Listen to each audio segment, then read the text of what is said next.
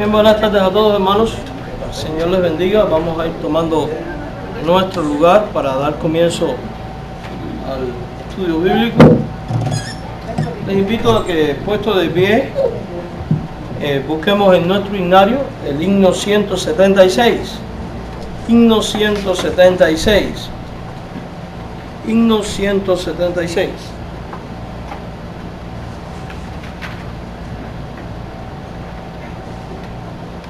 Año mi alma en vanidad me vivió. 176 en nuestro himnario.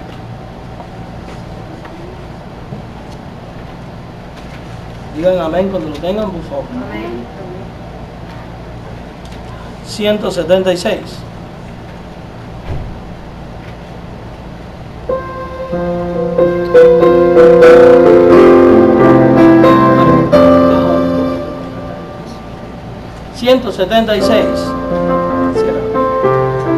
Amén, ¿todo ya? Cantamos. Años mi alma en vanidad vivió, ignorando a bien por mí sufrió, oh, que en el Calvario sucumbió el Salvador. Mi alma y divina gracia yo, Dios a mi perdón y paz me dio. El pecado y me libertó el Salvador. Por la Biblia miro que pequé y su ley divina quebranté. Mi alma entonces contempló con fin al Salvador.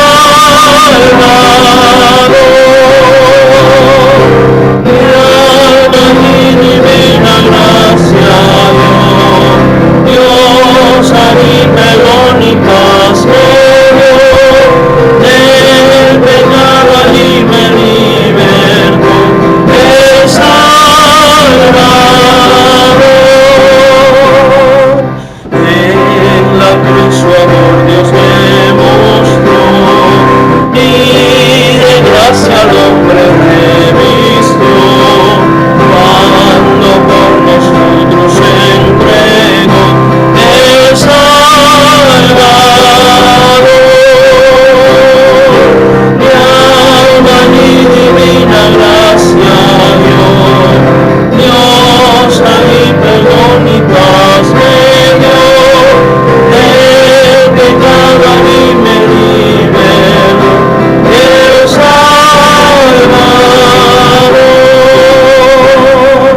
Toda mi alma a Cristo ya entregué, hoy le quiero y sirvo como al Rey, por los siglos siempre cantaré al Salvador. Mi alma y divina gracia yo, Dios a mi perdón y paz me dio, del pecado a mí me liberó el Salvador.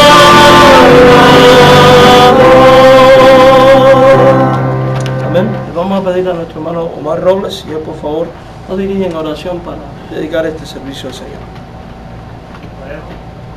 Padre Santo, te damos gracias por la vida que tú nos das, porque tú eres grande y poderoso, cierto para la vida y grande y misericordia. Te damos gracias y te pedimos en esta hora que el Espíritu Santo nos aleluya, nos instruya para que podamos aprender de tu palabra, podamos aprender esta pequeña lección en tiempo, pero grande en cuanto a la enseñanza para el crecimiento de nuestra fe. Te pedimos, Padre, que pongas en control de este servicio y que sea para honra y gloria tuya. En el nombre de Jesús. Amén. Amén. Bien, vamos a cantar un himno más. Pueden tomar asiento, vamos a cantar sentados. Y le invito a que cantemos el himno Junto a ti, mi buen Señor. Y les invito a buscar ahí en su himnario el himno 449. 449. Junto a ti, mi buen Señor. 449.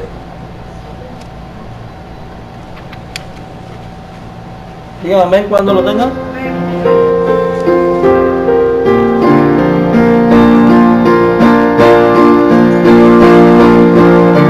Vamos a una sola voz a decirle esta alabanza al Señor.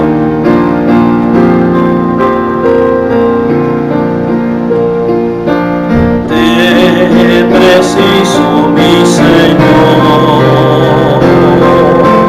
te reclamo el corazón. Ven y muéstrame tu amor.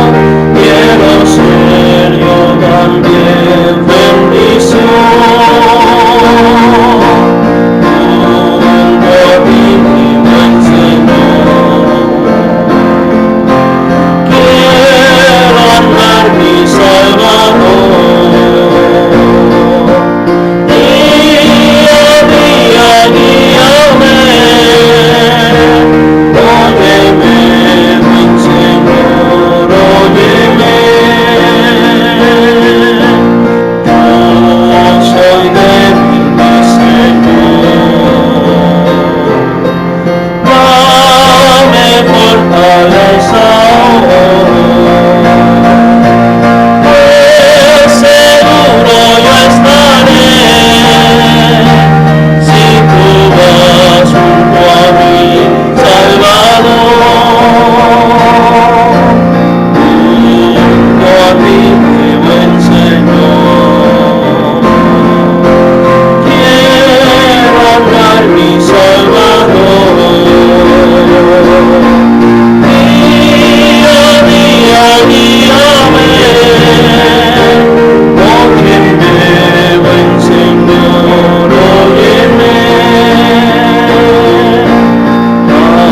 Habla claro, mi Señor.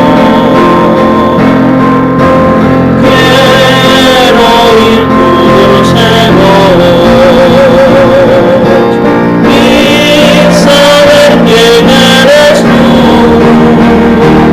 Háblame, lléname, tómame. Junto a ti, mi buen Señor. Quiero hablar, mi Salvador. Día a día, guíame. Óyeme, buen Señor, óyeme. Amén, hermanos. Bien, en esta tarde les saludamos a cada uno de los presentes. Queremos en especial saludar a las visitas que tenemos entre nosotros. Es una bendición poder tenerles acá. Hoy estaremos despidiendo al pastor Yuri Castellano, que ya va de regreso para su país, después de estar un mes por acá con nosotros. Bien, sin más demora vamos a pasar a nuestro estudio. Ya todos tienen su hojita de trabajo. Y a los que nos siguen por internet, si a usted le interesa esta hoja de trabajo, pues pónganse en contacto con nosotros por el correo electrónico y se la mandamos con mucho gusto. La lección de hoy lleva por título ¿Cómo estar seguro de ser un hijo de Dios? La semana anterior estuvimos hablando, o sea, el pastor Yuri estuvo enseñando seguramente sobre la salvación y cómo Cristo ocupó nuestro lugar en la cruz para redimirnos y llevarnos a la presencia de Dios Padre y hacernos así partícipes de la salvación. Hoy vamos a estar hablando acerca de cómo estar seguro, cómo llevar una vida cristiana segura como hijo de Dios. Una de las cosas que suelen ocurrir en muchos ámbitos religiosos de hoy es que la gente no vive segura de su salvación. De hecho, tienen la idea errada de que una vez que uno ha creído en Jesucristo, tiene que empezar a realizar una serie de obras para hacerse merecedor de la salvación. Sin embargo, cuando analizamos la Biblia, nosotros descubrimos que la muerte de Cristo fue única y suficiente para una salvación de una vez y para siempre. Nuestro Dios no es alguien que da una salvación a medias, no es alguien que da una salvación para luego retirártela. La salvación, si está basada en la gracia de Dios, o sea, en el favor inmerecido, es porque Dios conoce que nosotros, aun cuando somos salvos, podemos tener vestigios de debilidad y fallarle a Dios en uno que otro momento. Si cada vez que nosotros le falláramos a Dios, Dios nos retirara la salvación, lo cierto es que viviríamos en una constante agonía espiritual, porque no sabríamos cuándo estoy salvo y cuándo yo no estoy salvo. Los que defienden la idea de que se puede perder la salvación o que se cae del estado de la gracia, sostienen que hay pecados capitales y hay pecados veniales. Que los pecados veniales no me hacen caer de la salvación, pero los capitales sí. Pero aquí hay un problema bien serio. Les voy a explicar cuál es. ¿Dónde dice la Biblia cuáles son los pecados capitales y cuáles los veniales? ¿Dónde da la Biblia esta calificación? No existe en la Biblia. Entonces tal postura es antibíblica. La Biblia define el pecado como transgresión de la ley de Dios. Sea cual sea la palabra de Dios que nosotros violemos, ¿estamos qué? Pecando. La Biblia dice que pecado es saber hacer lo bueno y no hacerlo. Entonces, todo lo que yo sé que dice la Escritura que debo hacer, si yo no lo hago, yo cometo pecado. También la Biblia dice con claridad que pecado es no obrar por fe. Entonces, no hay una calificación de que este pecado es más grave que este me hace perder la salvación, este no. Si el pecado nos hiciera perder la salvación, lo cierto es que cualquier pecado entonces nos tumbaría del estado de la gracia. Es importante recordar que una vez que se está en Cristo, la norma de vida no es vivir para pecar, sino que es vivir para agradar ¿a quién? A Dios. Los deslices que cometemos, si usted es un verdadero hijo de Dios, los deslices que usted comete, estoy seguro que a usted le causan dolor en el alma, le causan tristeza y lo lleva inmediatamente a humillarse ante la presencia de Dios pidiendo pecado. Amado hermano, la muerte de Cristo en la cruz fue suficiente. Allí Él pagó la culpa de toda nuestra deuda, la culpa de todos nuestros pecados pasados, presentes y futuros. De manera que a la luz de la Biblia es posible estar seguro de nuestra salvación. La seguridad, la razón por la que decimos que uno es salvo y una vez habiendo creído en Cristo es salvo para siempre, está basado en el hecho del testimonio que da la Biblia, de la enseñanza que da la Biblia con respecto a tal tema. Cuando vamos a la Escritura, nosotros podemos hallar respuesta a estas verdades. Entonces vamos a leer la Biblia en varios textos. Hoy no hay un texto base, sino que vamos a estar citando varios textos, así que vamos a ir a Dios en oración, pidiendo su dirección para después leer la Biblia, y leyendo la Biblia y ir analizando esta doctrina. Oramos. Padre, estamos agradecidos a ti por la bendición de poder estar en tu casa en esta tarde. Suplicamos que tu Espíritu Santo nos dirija en este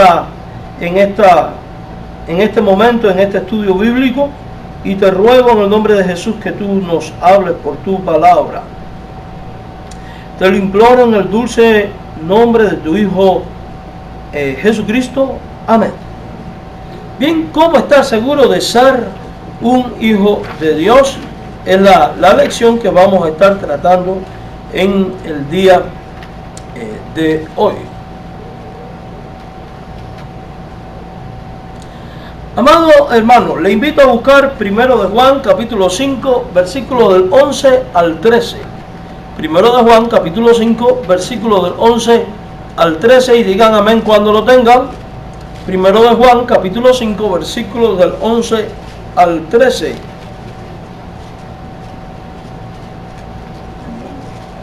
¿Ya todos? Primero de Juan 5, del 11 al 13. Digan amén cuando lo tengan, por favor. Dice ahí la Biblia, y siga con la vista porque vamos a estar dialogando.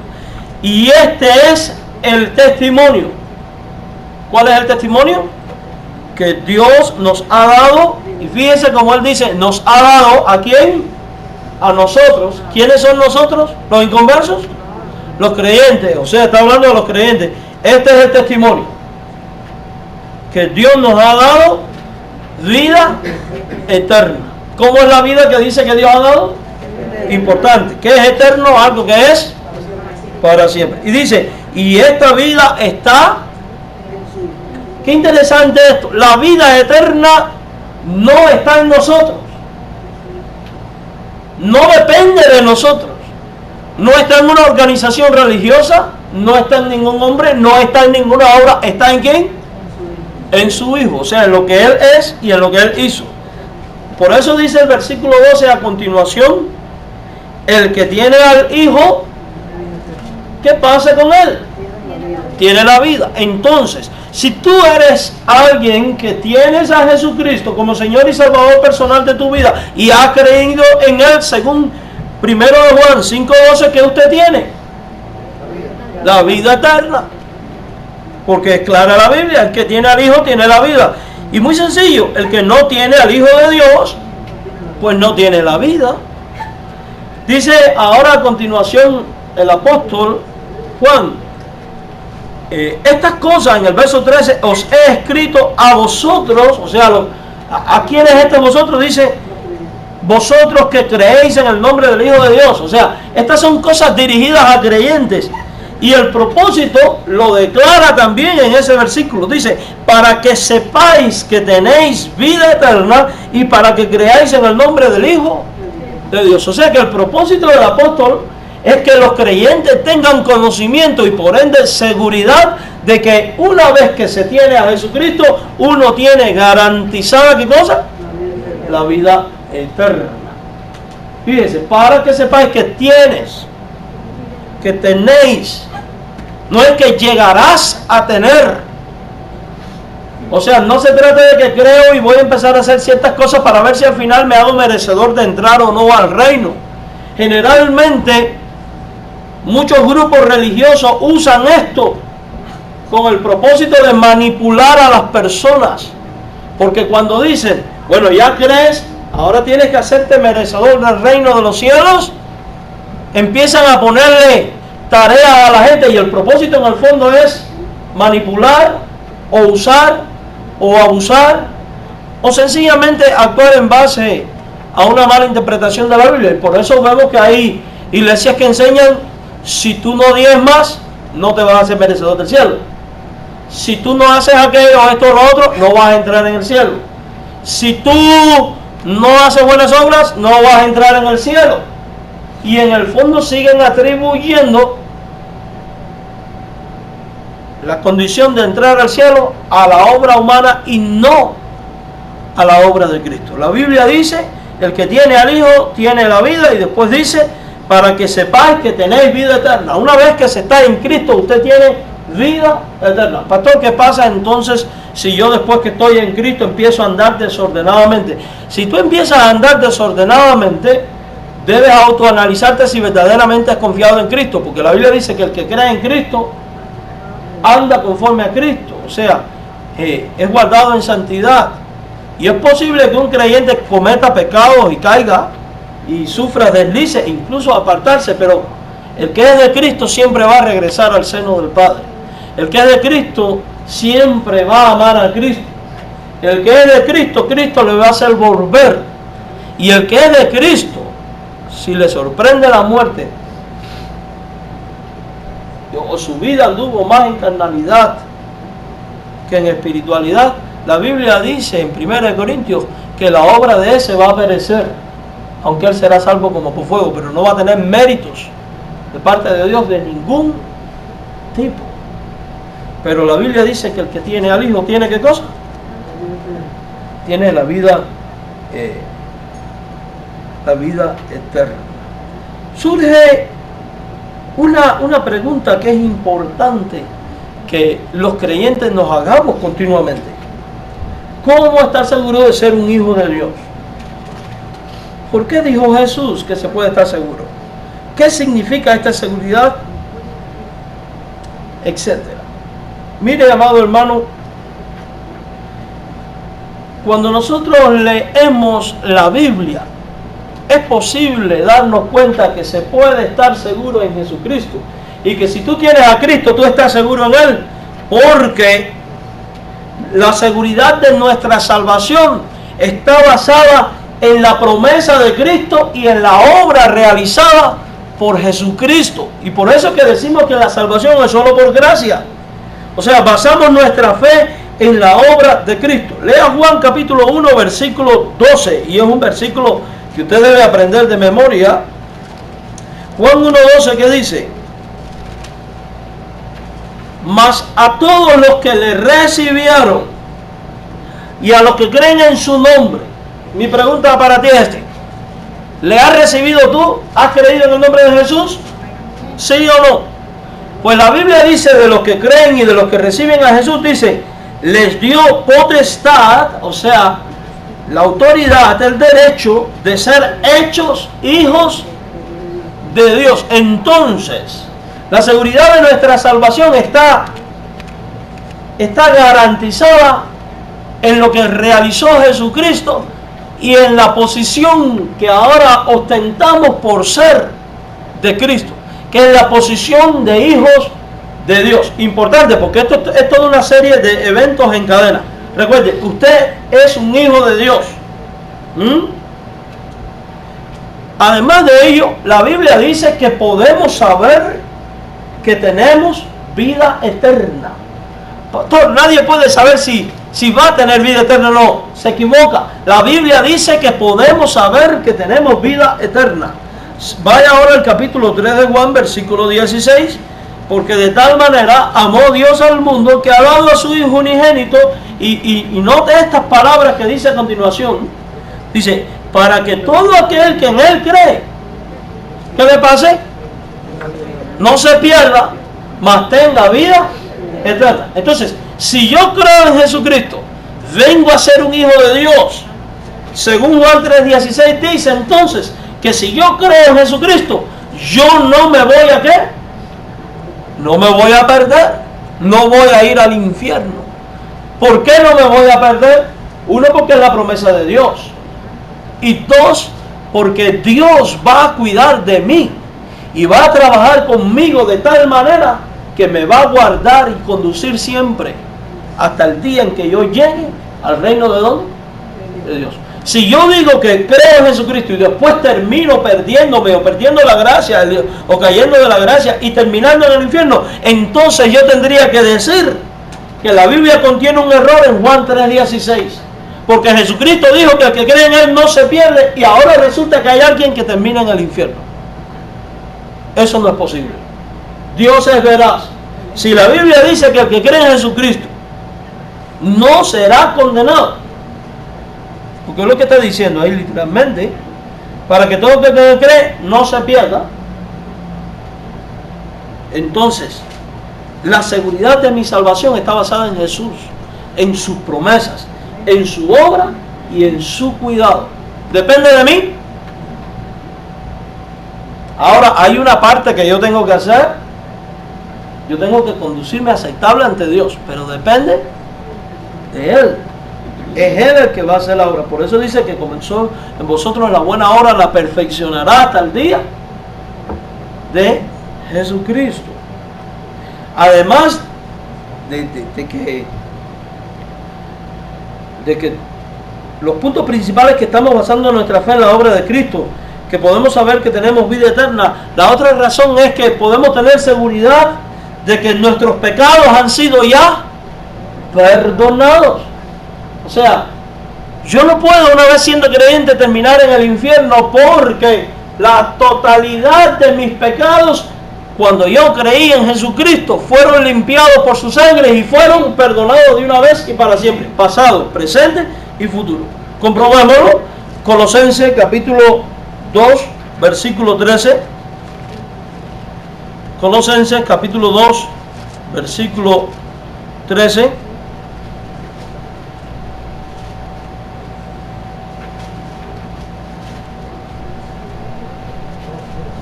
Colosenses 2:13. Y a vosotros, estando muertos en pecados y en la incircuncisión de vuestra carne, escuche, os dio vida juntamente con él, perdonándoos algunos pecados. No, dice la Biblia, perdonándoos todos los pecados. Pero mire qué hermosa la palabra que vienen ahora en el 14 y en el 15.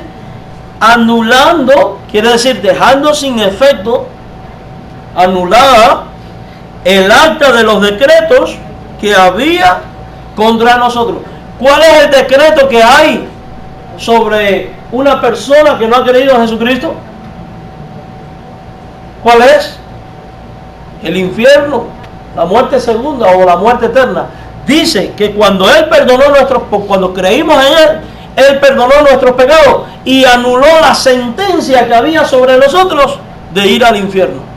Eso es lo que está diciendo el verso 14. Anulando el acta de los decretos, o sea, de lo establecido por Dios que había contra nosotros. Lo que había contra nosotros era la consecuencia del pecado, la muerte. Dice que nos era contraria, quitándola, y dice quitándola de en medio. O sea que Cristo quitó esa sentencia, esa acta de culpabilidad, la quitó de nosotros, la quitó del medio, o sea, de lo que se interponía entre Dios y yo, el pecado, la quitó. ¿Y qué hizo? La clavó ¿dónde? En la cruz. Entonces, ¿está en usted esa sentencia o fue quitada? Fue quitada, no está en usted. La sentencia del pecado fue quitada del creyente una vez que aceptó a Jesucristo y fue clavada en la cruz. Verso 15. Y despojando a los principados y a las potestades. O sea que cuando Cristo quita nuestro pecado y nuestra culpa y nuestra sentencia, la obra del diablo, dice aquí, verso 15, queda despojada por Cristo. ¿Por qué? Porque ya no tiene efecto ni poder sobre nosotros. Porque ahora pertenecemos ¿a quién? A Dios el Padre. Porque pertenecemos a Dios, porque somos hijos de Dios. Dice, despojando a los principados y a las potestades, los exhibió públicamente, triunfando sobre ellos en la cruz. O sea que la muerte de Cristo, su perdón, el anular nuestras actas de pecado y librarnos de condenación, es su triunfo contra la obra de Satanás en usted. Decir que una persona puede caer de la gracia es decir que el diablo tiene poder para bajar el decreto del pecado de la cruz y volverlo a poner en el ser humano. Por eso dice la Biblia que mayor es el que está en nosotros que el que está en el mundo. Entonces, ¿cree usted que si somos posición de Dios, pertenecemos a Dios y Dios nos ama y ha hecho todo esto por nosotros, usted cree que Dios va a permitir que el diablo nos zarandee a usted como le dé la gana? Dios puede permitirlo, pero siempre hasta cierto límite. Ahora, cambio la pregunta. ¿Cree usted que el diablo va a tener poder para arrebatarle a usted de las manos de Dios? En lo absoluto. En lo absoluto. Y esto es importante, hermanos. Porque muchas veces el resultado de una mala interpretación o de poner en mal orden los acontecimientos es lo que ha llevado a la gente a sacar conclusiones equivocadas y hacerlos desdichados en su vida cristiana. Porque cuando yo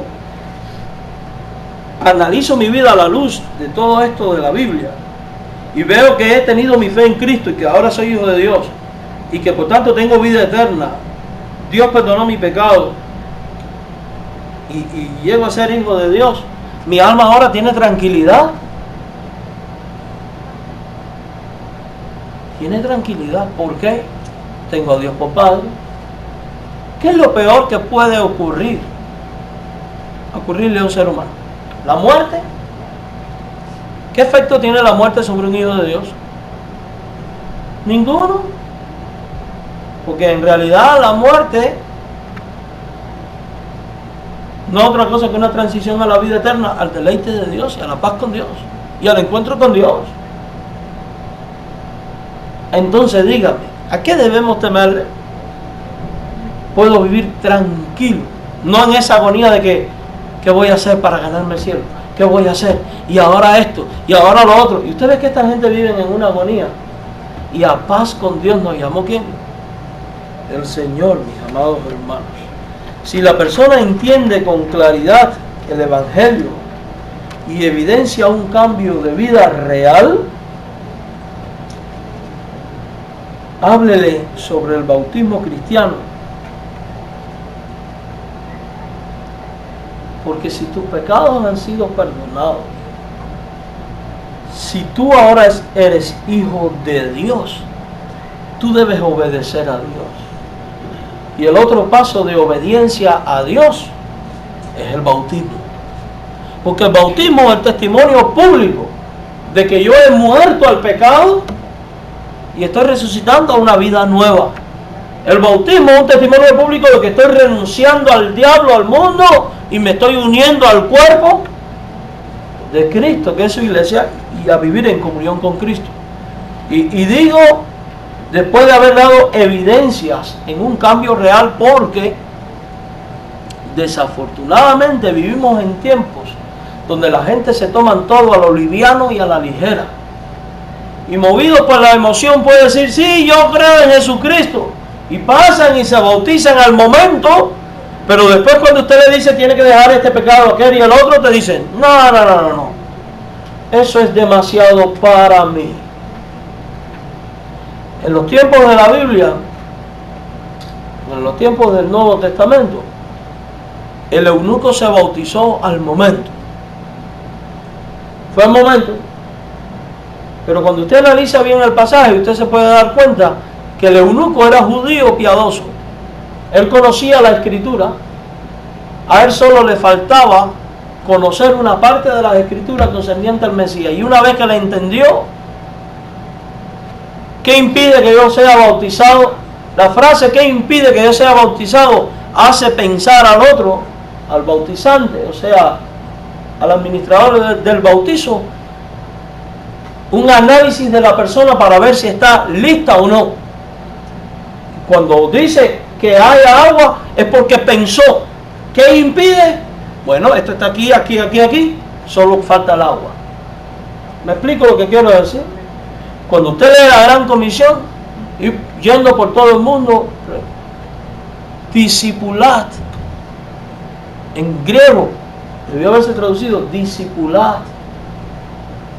y bautizar, y luego es que dice enséñale a que guarden todas las cosas, o sea, enséñale a seguir la vida cristiana, pero antes hazle un seguidor, y ser un seguidor implica abandono del pecado. Por eso decimos que el próximo paso después de la conversión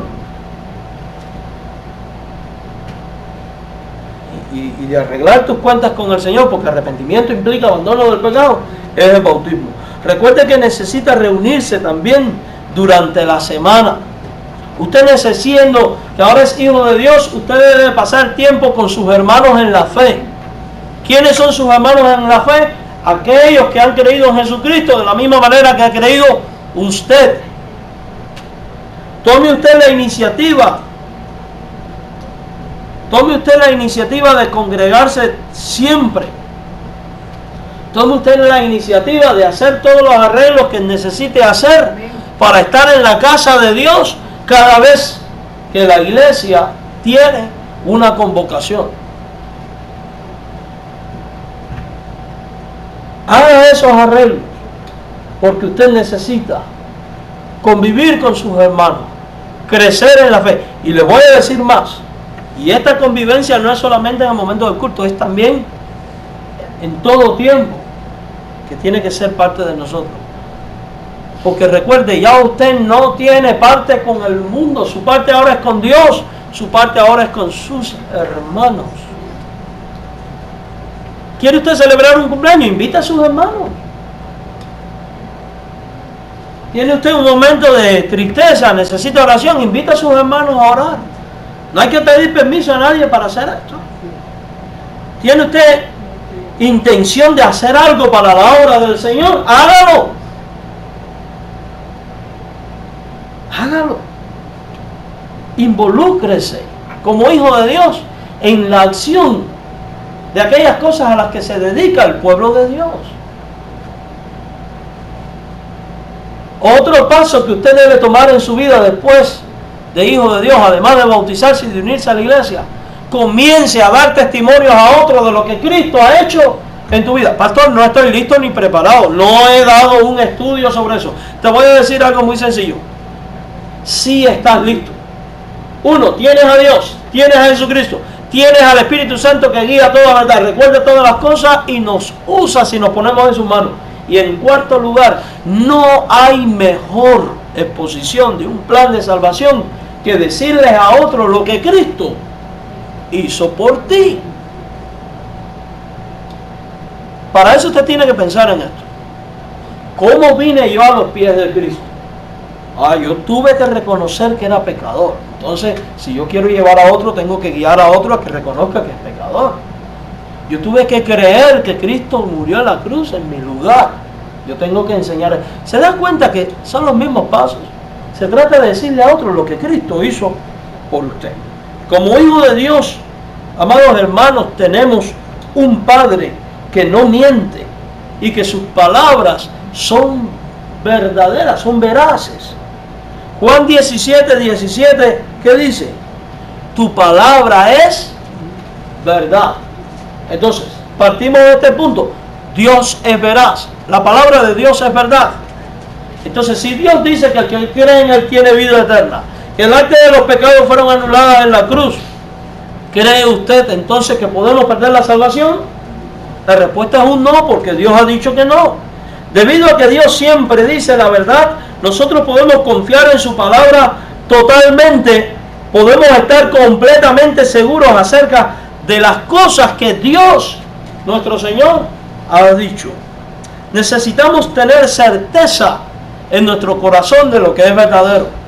Los que dudan de su salvación generalmente lo hacen porque no tienen certeza de lo que han creído, o porque han sido mal instruidos, o porque han hecho una mala aplicación de los textos de la Biblia.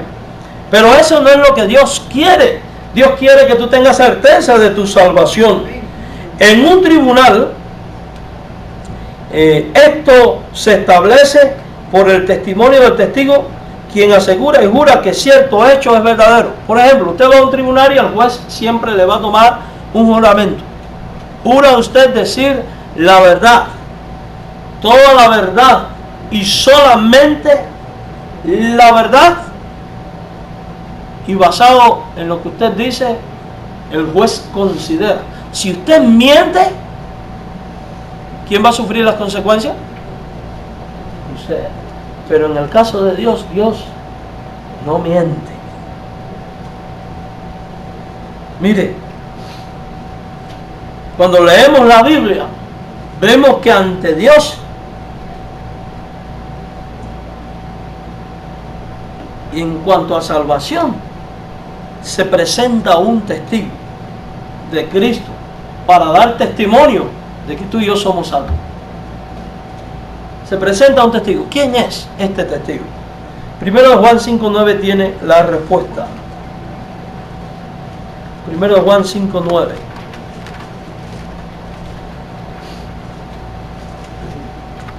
Primero de Juan 5:9.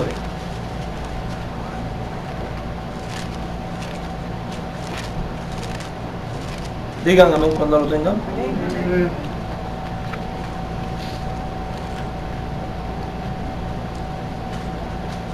Dice así: al cual resistir firmes en la fe, sabiendo que los mismos padecimientos se van cumpliendo en vuestro hermano.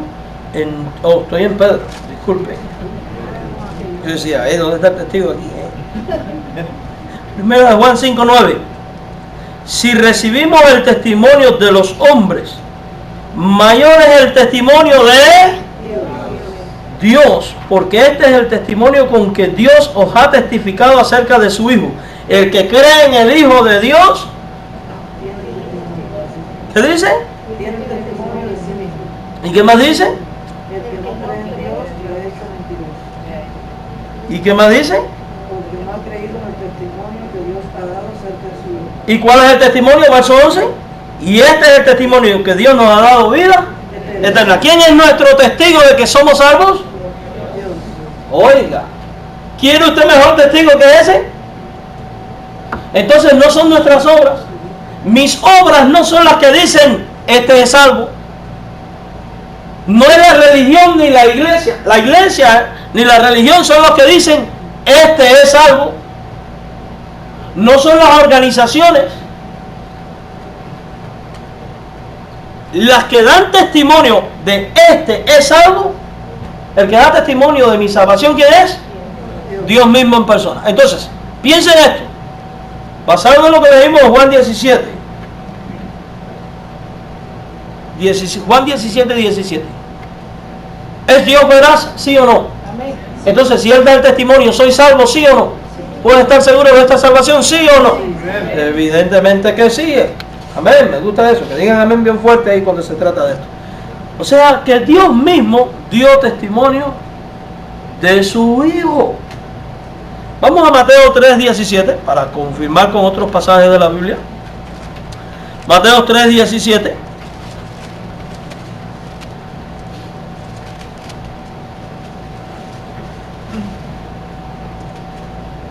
Y estamos en el bautismo de Jesús. Y hubo una voz del cielo que dijo: este es mi Hijo amado en quien tengo. O sea que Dios se complace en su Hijo y evidentemente en lo que Él hizo. Vamos al capítulo 17 de Mateo, versículo del 1 al 5. Mateo 17, del 1 al 5. 6 días después, Jesús tomó a Pedro, a Jacobo, a Juan, su hermano, y lo llevó aparte a un monte alto, y se transfiguró delante de ellos, y resplandeció su rostro como el sol, y sus vestidos se hicieron blancos como la luz, y he aquí les aparecieron Moisés y Elías hablando con él. Entonces Pedro dijo a Jesús: Señor, bueno es para nosotros que estemos aquí. Si quieres, hagamos aquí 3 enramadas, una para ti, otra para Moisés y otra para Elías.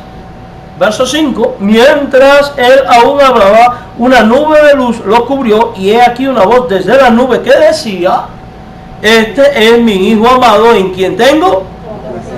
Y dice a continuación: en quien tengo complacencia, a él oíd. Ahora vamos a Hebreos capítulo 1, versículo del 5 al 8. Hebreos 1, versículo del 5 al 8. Amén, ¿ya? Porque ¿a cuál de los ángeles dijo Dios jamás: mi hijo eres tú, yo te he engendrado hoy? Y otra vez: yo seré a él padre y él me será a mí hijo. Y otra vez, cuando introduce al primogénito en el mundo, dice: adórenle todos los ángeles de Dios. Ciertamente de los ángeles dice: el que hace a sus ángeles espíritus y a su misma llamas de fuego.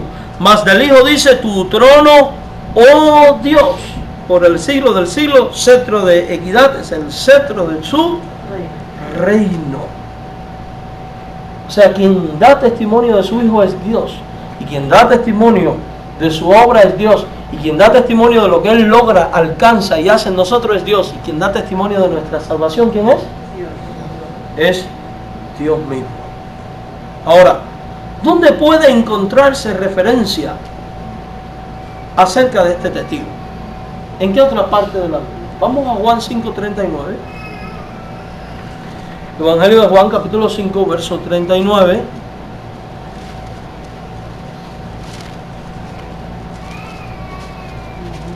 Juan 5:39.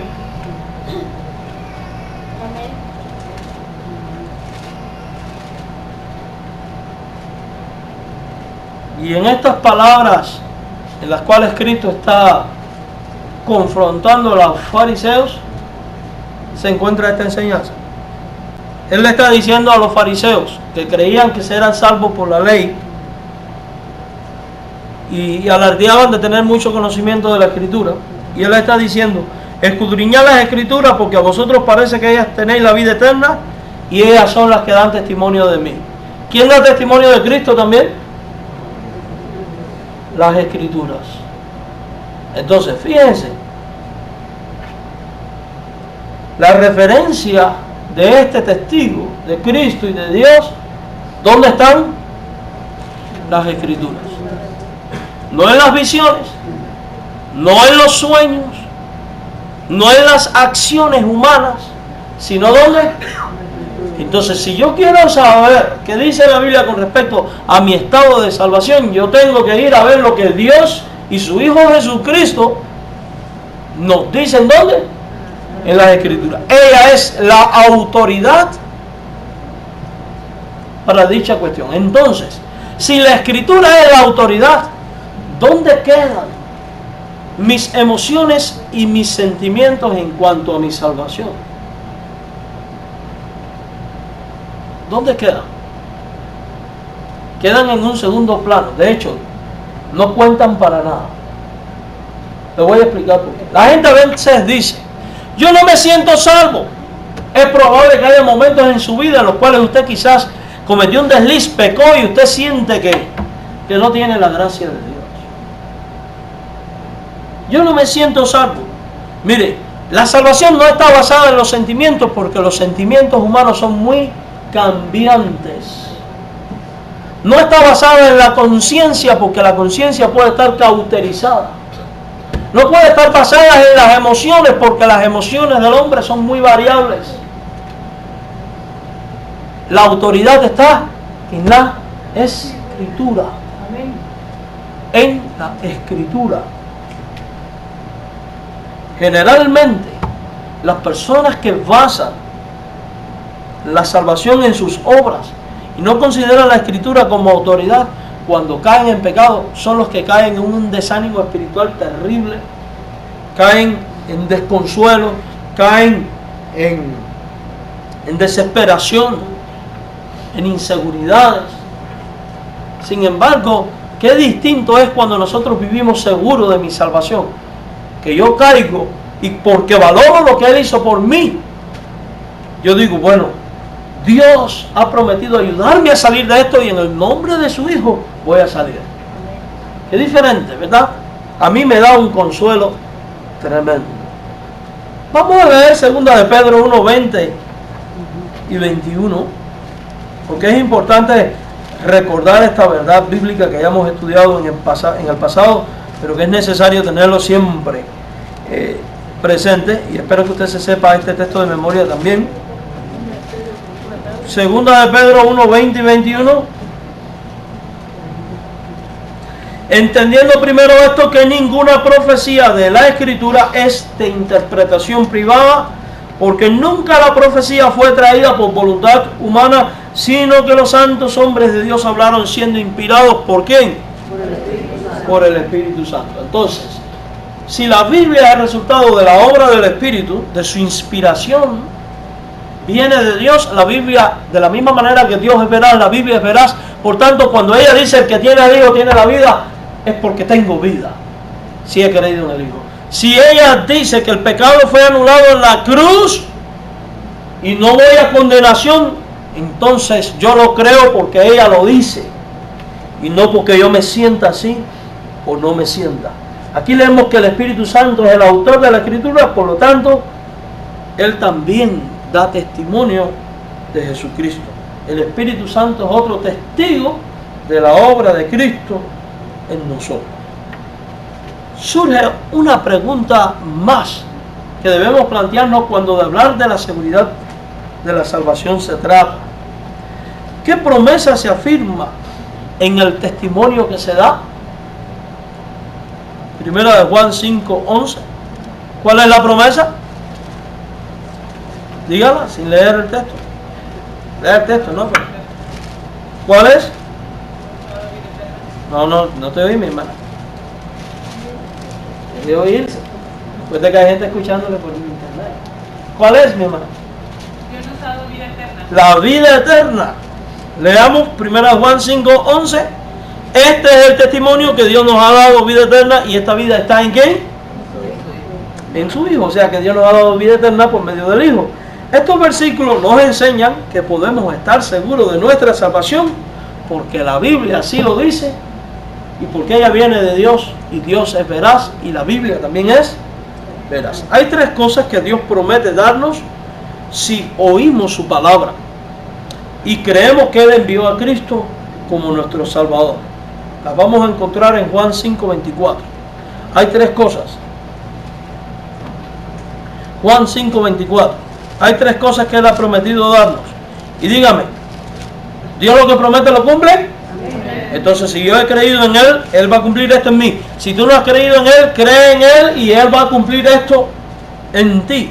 Juan 5:24 dice: de cierto digo, el que oye mi palabra y cree al que me envió, lo primero es que tiene ¿qué? Vida eterna. Ahí está lo primero. Si crees, tiene vida eterna. Después viene lo segundo. Y no vendrá a condenación. O sea, la segunda promesa que Dios da en este versículo es que estamos libres de condenación. Y la tercera promesa dice: mas ha pasado de muerte a vida. Ahí están las tres cosas. Si tú has creído en Jesucristo, contigo ha pasado esto. Ahora tienes vida eterna, has sido liberado de la condenación y has pasado de la muerte a la vida. Vamos a comprobar esto en otros textos de la Biblia. Volvemos a 1 Juan 5:13. Y fíjense cómo la Biblia se interpreta a sí mismo. Y esto es algo que a mí me fascina de la Biblia. Vamos a ver que tenemos vida eterna. 1 Juan 5:13. Estas cosas os he escrito a vosotros que creéis en el nombre del Hijo de Dios, para que sepáis que tenéis vida eterna. ¿Es posible saberlo? Sí, porque Juan 5:24 lo dice. También dice que hemos sido librados de la condenación. Vamos a leer Romanos 8:1. Romanos 8:1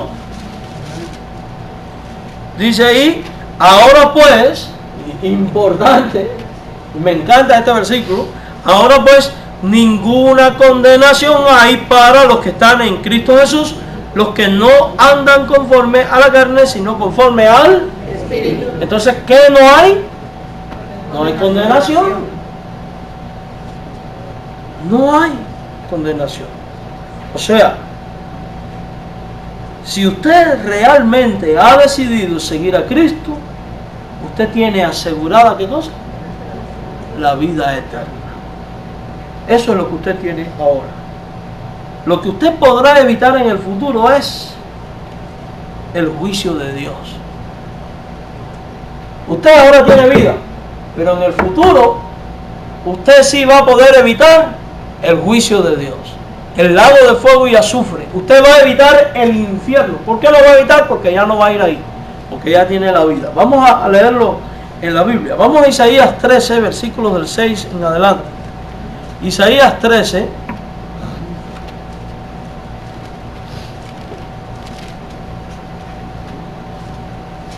Esta es una de mis doctrinas favoritas. Isaías 13, del 6 al 13. Dice: aullad, porque cerca está el día de Jehová. Vendrá como asolamiento del Todopoderoso. Por tanto, toda mano se debilitará y desfallecerá todo corazón de hombre. Y se llenarán de terror, angustias y dolores se apoderarán de ellos. Tendrán dolores como mujer de parto. Se asombrará cada cual al mirar a su compañero, sus rostros de llamas. Y aquí el día de Jehová viene terrible y de indignación y ardor de ira para convertir la tierra en soledad y raer de ella a sus pecadores, por lo cual las estrellas de los cielos y sus luceros no darán su luz, y el sol se oscurecerá al nacer, y la luna no dará su resplandor, y castigará al mundo por su maldad, y a los impíos por su iniquidad, y haré que cese la arrogancia de los soberbios, y habitaré y abatiré disculpen, abatiré la altivez de los fuertes, haré más precioso que el oro fino al varón, y más que el oro de Ofir al hombre, porque haré estremecer los cielos, y la tierra se moverá de su lugar, en la indignación de Jehová de los ejércitos, y en el día del ardor de su ira, y como gacela perseguida, y como oveja sin pastor, cada cual mirará hacia su pueblo, y cada uno huirá a su tierra. Cualquiera que sea hallado será alanceado, y cualquiera que por ella sea tomado será a espada.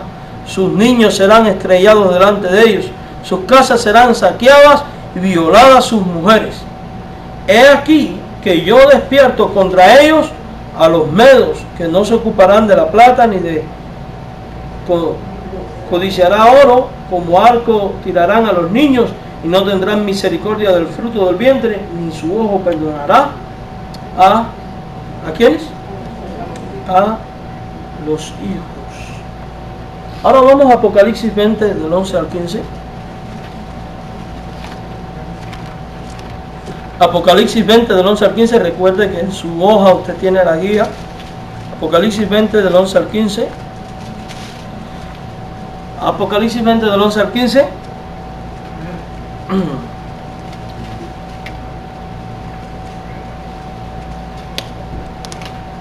Y vi un gran trono blanco, y al que estaba sentado en él, de delante del cual huyeron la tierra y el cielo, y ningún lugar se encontró para ellos.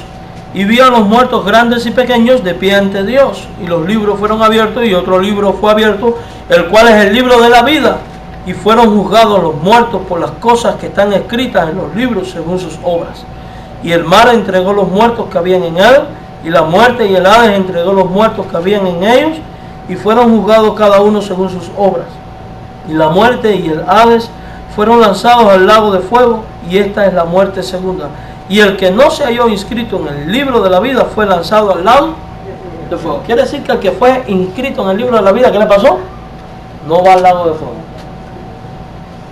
No va al lago de fuego. ¿Qué es lo que ya ha sucedido por haber creído en Cristo? Usted ha pasado de muerte a vida. El creyente no experimentará la segunda muerte, que es estar en el infierno y separado de Dios para siempre. A los que creen en Él, Cristo le llama mis ovejas en la Biblia. Él les conoce y ellos escuchan su voz y le siguen. Vamos a Juan 10:27. Juan 10:27.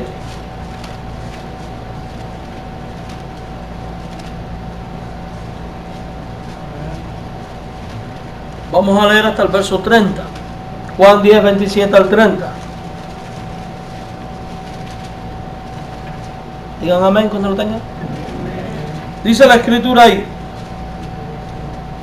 mis ovejas oyen mi voz y yo las conozco y me siguen, y yo les doy vida eterna.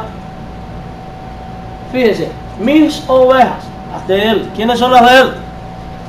Nosotros. ¿Qué hacemos? Oímos su voz. ¿Qué más hacemos? Le seguimos. ¿Qué hace Él ahora con nosotros? Nos da vida eterna. ¿Qué garantiza? Verso 28. No perecerán jamás. Pero no solo que no van a perecer, también dice: ni nadie las arrebatará de mi mano. ¿Es posible entonces que un hijo de Dios sea arrebatado de las manos del Padre y vaya al infierno? Entonces, una vez que sea salvo, uno tiene esa salvación para siempre.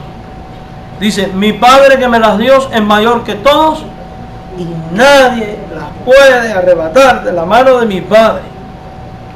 Yo y el Padre uno somos.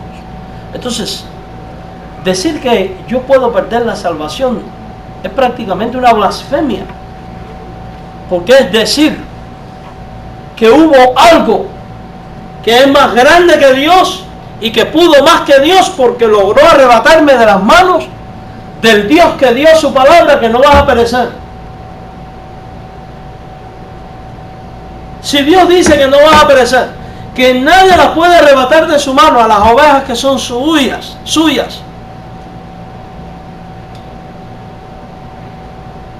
y el pecado, por ejemplo, nos hiciera caer de la salvación, ¿no estaríamos diciendo entonces que el pecado puede llegar a tener más poder que Dios? Eso es una blasfemia. Nada puede contra Dios. El diablo está limitado aún en su obra y en sus tentaciones. Dice la Biblia que no va a dejar nunca que seamos probados más allá de lo que nosotros mismos no seamos capaces de resistir. El diablo tiene sus límites. Y una vez que somos de Cristo, lo somos por siempre. Y la garantía está en Dios. No en que vimos su voz y le seguimos. Ya usted le siguió cuando le aceptó. La garantía está en que dice, no perece, nadie le arrebata de la mano del Padre, porque el Padre es mayor. El verdadero creyente obedece al Señor y desea seguirle fielmente. ¿Qué es lo que se obtiene? Vida eterna. ¿Qué es lo que les pasará en el futuro? No se perderán, sino que vivirán para siempre con el Señor. ¿Puede el creyente perder su salvación? La respuesta es un no. ¿Cómo? No. Un no. Cristo asegura que nadie podrá arrebatar de la mano de Dios a los que son suyos en Juan 10, 28 y 29. La palabra de Dios nos da la seguridad de que somos salvos. Sin embargo, hay algo más que nos asegura que no seremos juzgados y castigados por Dios. Y esto es lo otro que nos asegura. No son nuestras obras, el bautismo, la oración, sino la muerte de Cristo, lo que da seguridad a nuestra salvación. Ahora, ¿qué nos redime de nuestros pecados y nos libra del juicio de Dios? ¿Qué es lo que nos redime? No son nuestras acciones, no es nuestro comportamiento. Primero de Pedro 1. Nuestro comportamiento es el resultado de la obra de Cristo, no lo que nos hace perseverar en Cristo. Primera de Pedro 1, 18. Primera de Pedro 1, 18 al 20. Digan amén cuando lo tengan. Sabiendo que fuisteis rescatados de vuestra vana manera de vivir. Número 1, rescatados. ¿Por quién? Por Dios. La cual recibiste de vuestros padres, no con cosas corruptibles como oro o plata, sino con la sangre preciosa de Cristo, como de un cordero sin mancha y sin contaminación, ya destinado desde antes de la fundación del mundo, pero manifestado en los postreros tiempos por amor de ¿quién?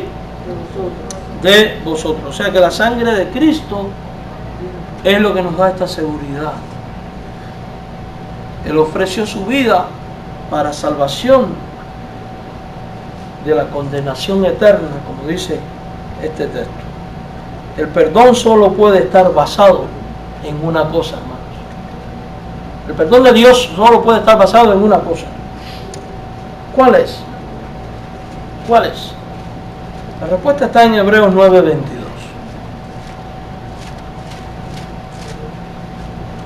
Hebreos 9:22. Dice Hebreos 9:22. Y casi todo es purificado según la ley, con sangre, y sin derramamiento de sangre no se hace remisión. ¿Cuál es entonces? ¿La sangre de quién? La sangre de Cristo. La sangre de Cristo. El precio de nuestra salvación fue pagado, no por nosotros, sino por Él. No con nuestro dinero ni nuestras obras, sino con la de Él, con su sangre preciosa. Entonces,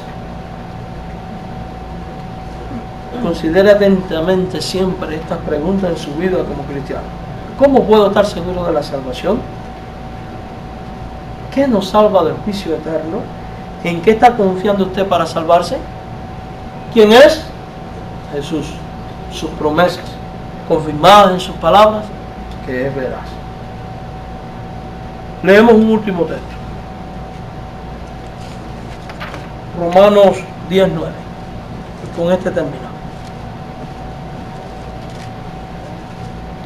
Romanos 10:9.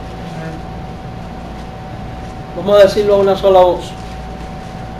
Espero que usted se lo sepa de memoria también. Es un texto que hay que saberse de memoria. Apúntalo. Préndalo. ¿Qué dice? Que si confesares con tu boca que Jesús es el Señor y creyeres en tu corazón que Dios le levantó de los muertos, serás salvo. ¿Has hecho tú esto sí o no? Entonces, ¿qué tú eres? salvo. Esta semana vamos a estar aprendiendo un versículo bíblico, 1 Juan 5:13. Estas cosas he escrito a vosotros para que creáis en el nombre del Hijo de Dios, para que sepáis que tenéis vida eterna. 1 Juan 5:13. Semana que viene lo voy a preguntar, ¿eh? ¿Se aprendieron de la semana pasada o no se lo dieron? ¿Se lo dieron? Bueno, la semana que viene lo voy a revisar. El Señor les bendiga, hermanos, y vamos a orar. Padre, estamos agradecidos a ti por la bendición de poder haber estudiado tu palabra, la Biblia. Qué hermoso es saber que en ti podemos estar seguros, tranquilos y confiados para salvación. Te alabamos y te bendecimos y te damos gracias por tu obra. Y ayúdanos a conducirnos en agradecimiento para contigo debido a esto. En Jesucristo. Amén.